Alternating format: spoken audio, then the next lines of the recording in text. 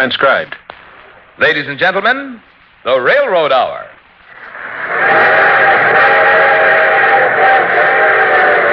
And here comes our summer show train.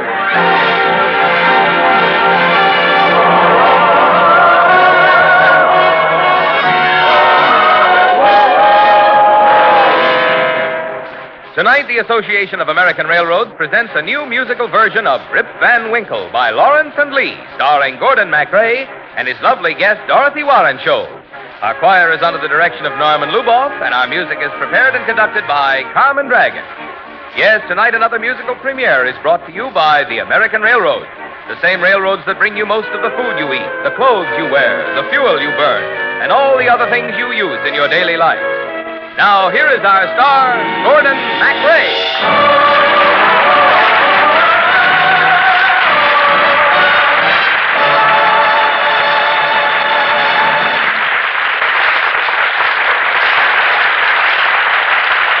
Thank you, Marvin Miller, and good evening, ladies and gentlemen. Say, did you ever wish you could lie down and take a nap for about 20 years? Well, tonight we're going to bring you the story of a snooze like that, inspired by the great early American writer, Washington Irving. We'll have to turn the clock back a couple of centuries, though, to the days of the 13 colonies.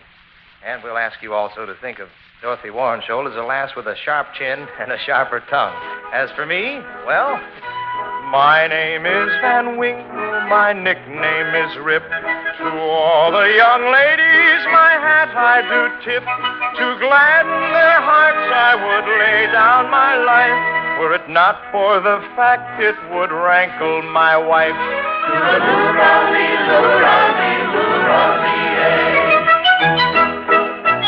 I live near the village of New Amsterdam, as full up with people as a pig's full of ham.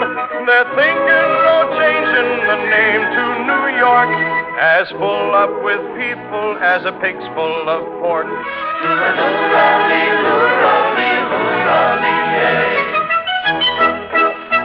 No finer a farmer than Rip can be found, for seeding and weeding and plowing the ground, for feeding the heifer and shearing the pig. There's only one trouble, I'd much rather sleep.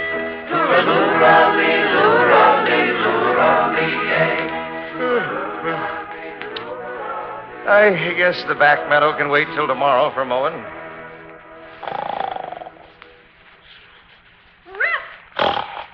Rip Van Winkle.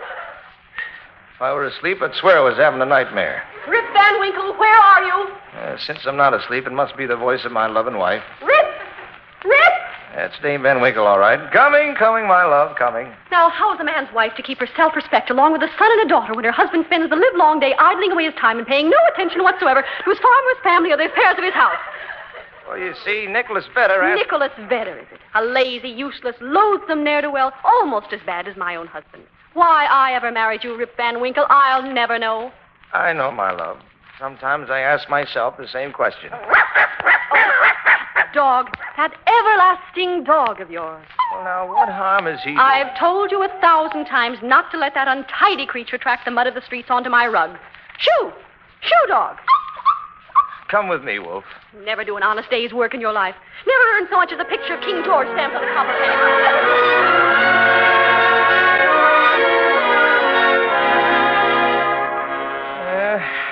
What's a man to do? Oh, poor Wolf.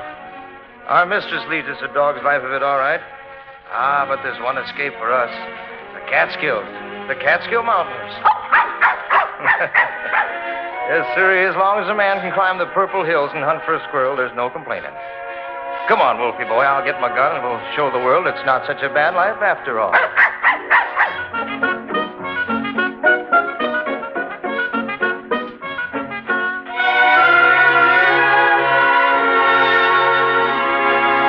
My days have been so wondrous free. The little birds that fly with careless ease from tree to tree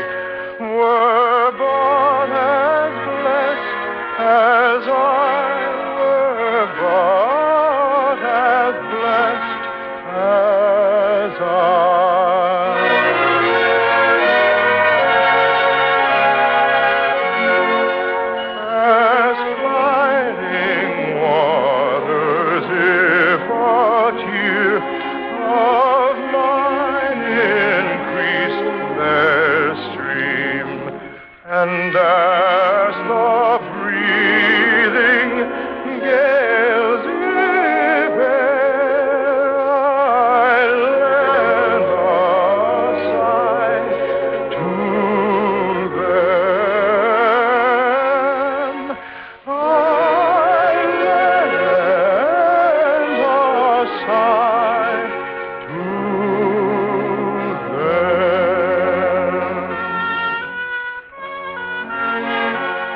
There's no sport like squirrel hunting in the wooded hills in autumn. When a man grows tired late in the afternoon, why, he can throw himself down on the green knoll. And from an opening between the trees, he can look down on the lordly Hudson River far below. Well, Wolfie, the day's almost gone. By the time we get back to the village, the supper will be cold on the table, and my wife's good tongue will be hot in her mouth.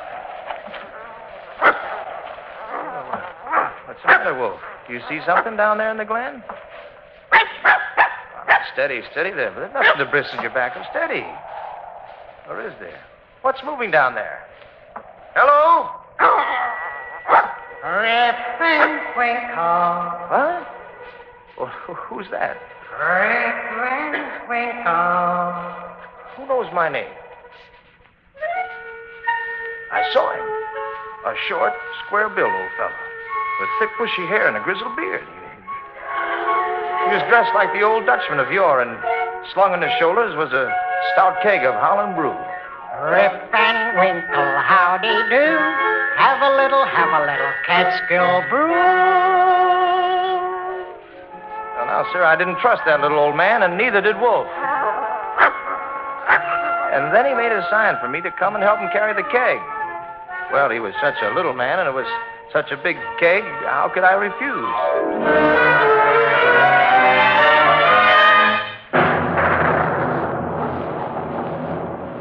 I followed him up a narrow gully. From the sound of thunder, I expected at any moment to feel a large raindrop hit the end of my nose. I looked up. There wasn't a cloud in the sky. And ahead of me in a clearing was a sight to behold. There, in a wooden hollow, was a company of odd-looking little men, all dressed up in the same ridiculous fashion as my guide. They were playing at ninepins.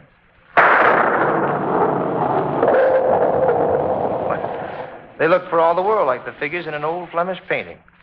They seemed to be enjoying themselves, and yet they maintained the most mysterious silence.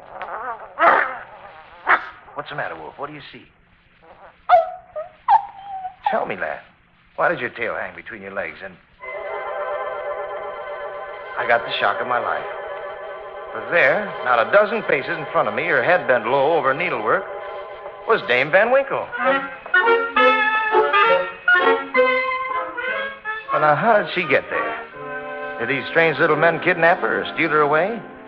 And if they did, whatever for? What they could want with Dame Van Winkle was far beyond me. They must be strange little men indeed. Well, I'm not a fellow to question my good fortune, so just as I was about to tiptoe off, the most remarkable thing of all happened. She looked up, and she smiled.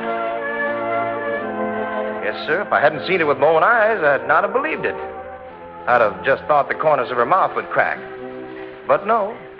There was Dame Van Winkle smiling as sweetly as the Cupid on our Heaven Bless Our Home sampler. Good evening, Rip. Good evening, Lance. Is it truly you, my love? Oh, a man should know his own wife, I should think. Oh, he should. But there's been such a change about you, my love. Somehow I never thought of you as a lass with such a delicate air. And I never heard such compliments from your tongue, Rip Van Winkle.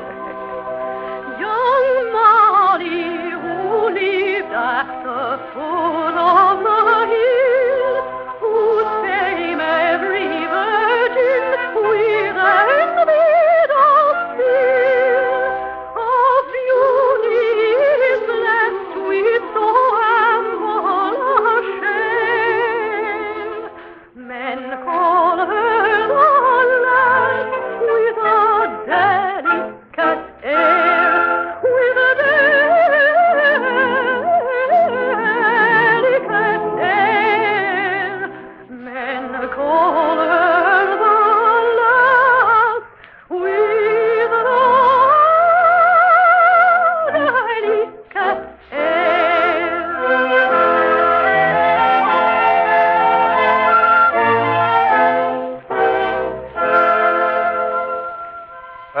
right did she have, the wife of Rip Van Winkle, to make so sweet a sound?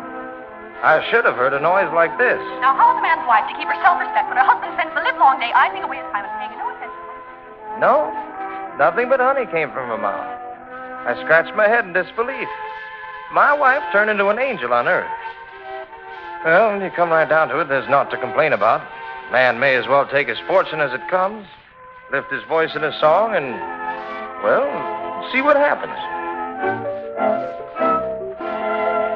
One evening last May, as I traversed the grove, in thoughtless retirement, not dreaming of love, I chanced to espy the gay nymph, I declare, and really she had a most delicate hair, a most delicate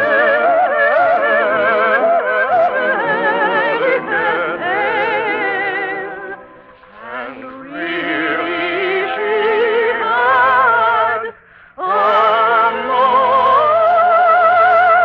delicate hair.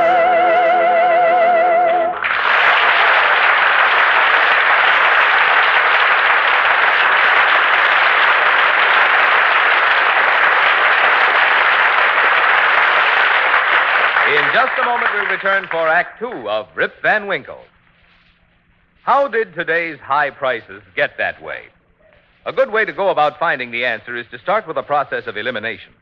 If we can rule out factors that have little to do with high prices, we can better focus on factors that directly bear on them. For that reason, I believe you'll be interested in an editorial which appeared recently in Commercial West, a leading Midwestern business publication.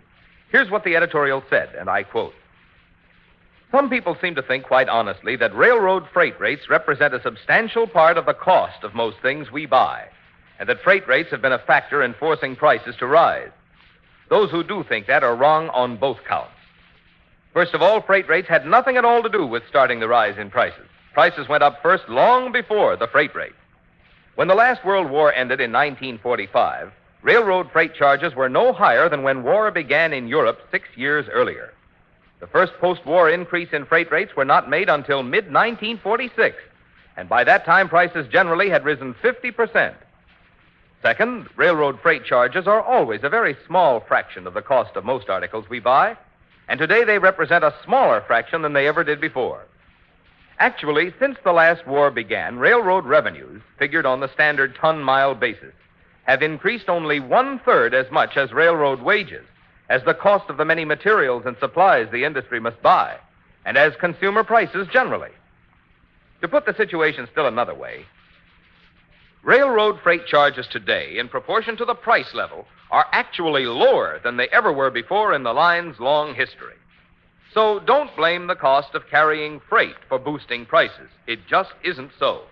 The fact is that the railroads have been doing a superb job with extremely inadequate earnings. End of quotation. So you see, increased freight rates have mighty little to do with the rise in prices of the things you buy.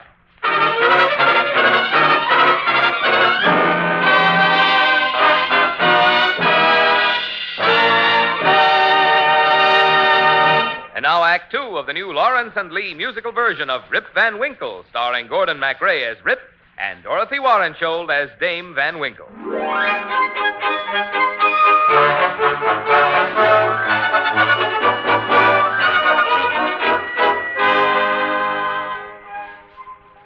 Well, sir, there I was, as happy as old Peter Stuyvesant with a new wooden leg. Congenial company, my wife's disposition turned inside out, or outside in, as the case may be. Would you like to join us in a square dance, mein Herr Van Winkle? Thank you kindly, sir, but Dame Van Winkle considers dancing a frivolous pastime. Why, nonsense, Rip. I'll be your partner. What? Oh, I can't believe it. Bad's good, east is east. I mean, east is west, and up is down. And I like it fine this way. I like it fine. Skip, skip, skip to Maloo, skip, skip, skip to Maloo, skip, skip, skip to Maloo, skip to Maloo, my darling. Flies in a buttermilk, Shoo, shoo, shoo. Flies in a buttermilk, Shoo, shoo, shoo. Flies in a buttermilk, Shoo, shoo, shoo. Skip to Maloo, my darling. Oh, the partner, what what'll I do? What'll I do? What'll I do? I'll find another one prettier than you and Skip to Maloo, my darling. Skip, skip, skip to Maloo. Skip, skip, skip to Maloo. Skip, skip, skip to Maloo. Skip to Maloo, my darling. Corner swing. Skip to Maloo. Corner swing. Skip to Maloo. Down's home. Skip to Maloo. Skip to Maloo, my darling. Back to your partners. Skip to Maloo. Back to your partners. Skip to Maloo. All promenade. Skip to Maloo, my darling.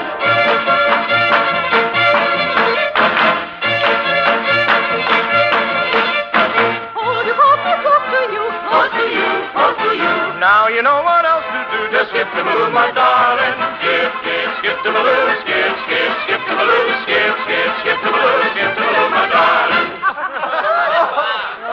Me, I haven't danced so since the day Derek Von Bummel's daughter married the Burgermeister. Oh, we danced like that at our wedding, too, Rip. Remember? I sure do, and you were the prettiest girl in New Amsterdam. By heaven, you still are. Believe me if all those endearing young charms which I gaze on so fondly today were to change by tomorrow and plead in my arms like fairy gifts fading away. Thou wouldst still be adored as this moment lasts. Let thy loveliness fade as it will. And around the dear ruin, each wish of my heart would entwine itself verdantly still.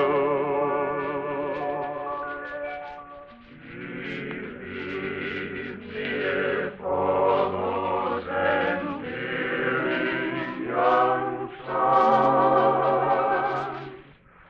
which I gaze on so fondly today were to change by tomorrow and plead in my arms like fairy gifts fading away. Thou wouldst still be adored as this moment art. Let thy loveliness fade as it will. And around the dear ruin, each wish of my heart would entwine itself verdantly still.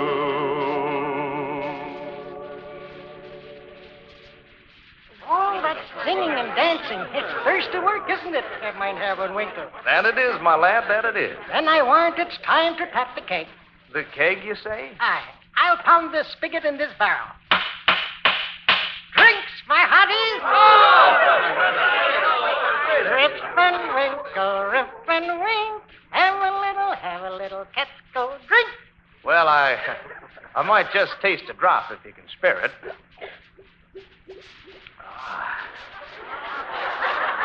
Not a bad brew.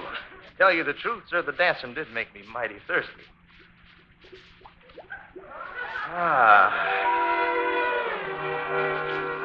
Rip and Winkle, Rip and Rip. Have a little Catskill nip. I will. One little old sip never hurt a man. Rip and Winkle, Rip and Winkle, Rip and Winkle, Rip and Winkle, Rip. Thank you.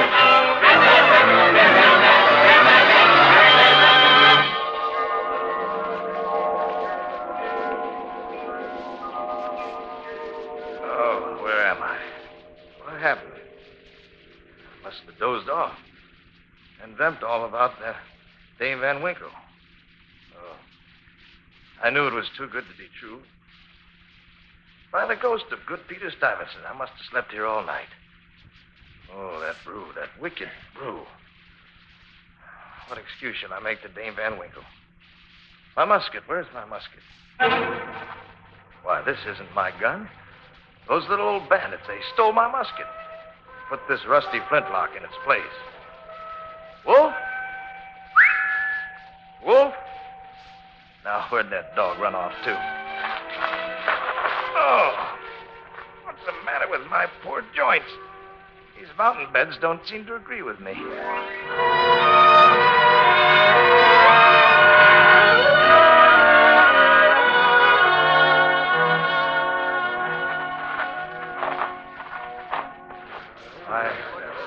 This doesn't look like my village, but it must be.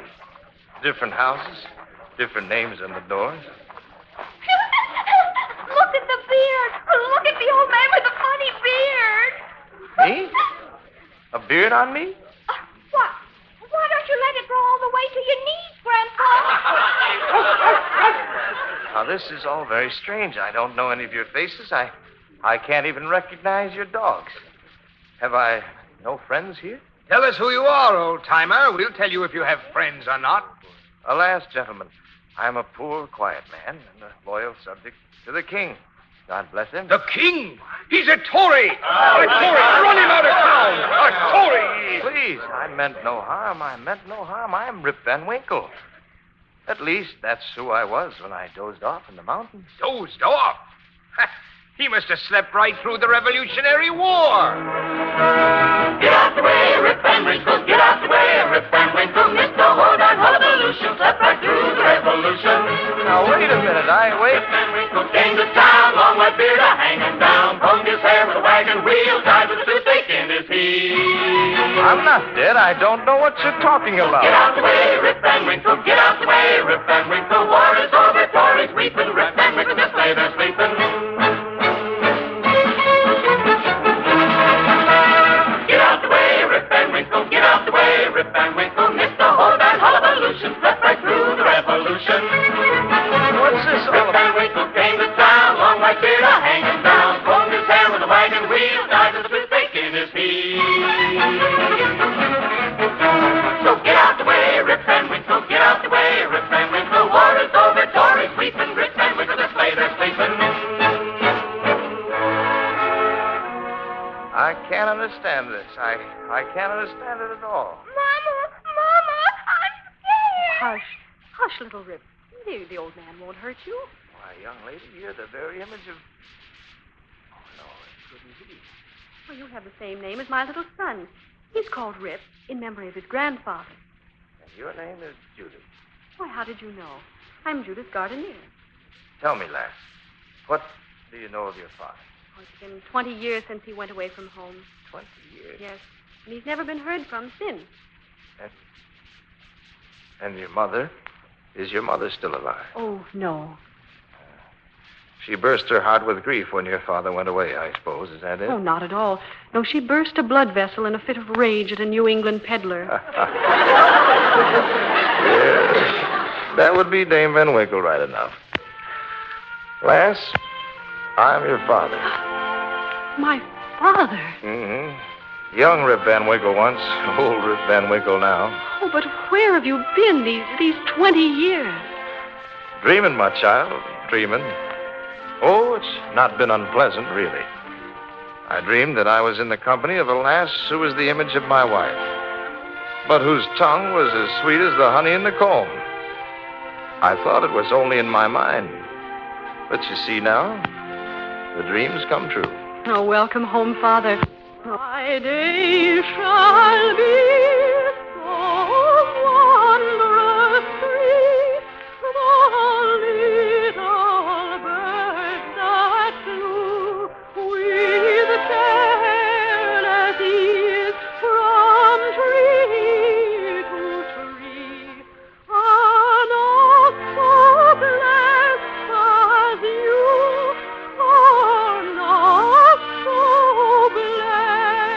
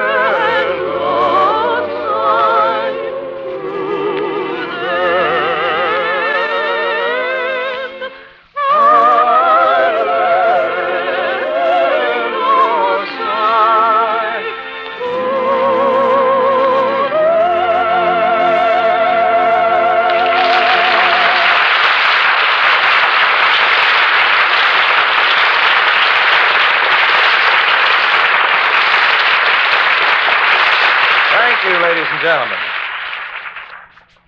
This show, Rip Van Winkle, was based on the famous Washington Irving story by Washington Irving, as I said, and was made into a musical by Lawrence and Lee. The Railroad Hour is brought to you each week at this time by the American Railroads.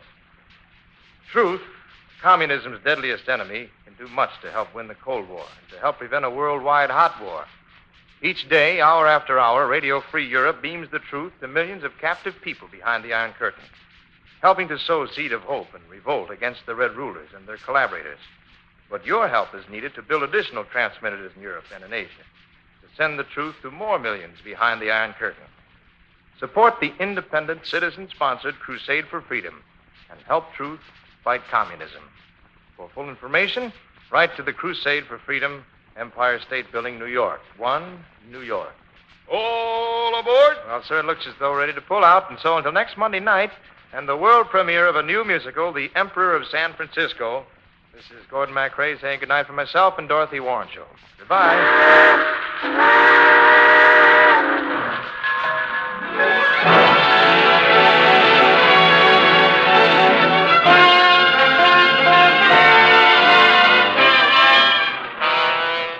Gordon MacRae can be seen in Warner Brothers on Moonlight Bay. Our choir is under the direction of Norman Luboff, and our music is prepared and conducted by Carmen Dragon. This is Marvin Miller saying goodbye until next week for the American Railroads. And now stay tuned for your Monday night of music on NBC.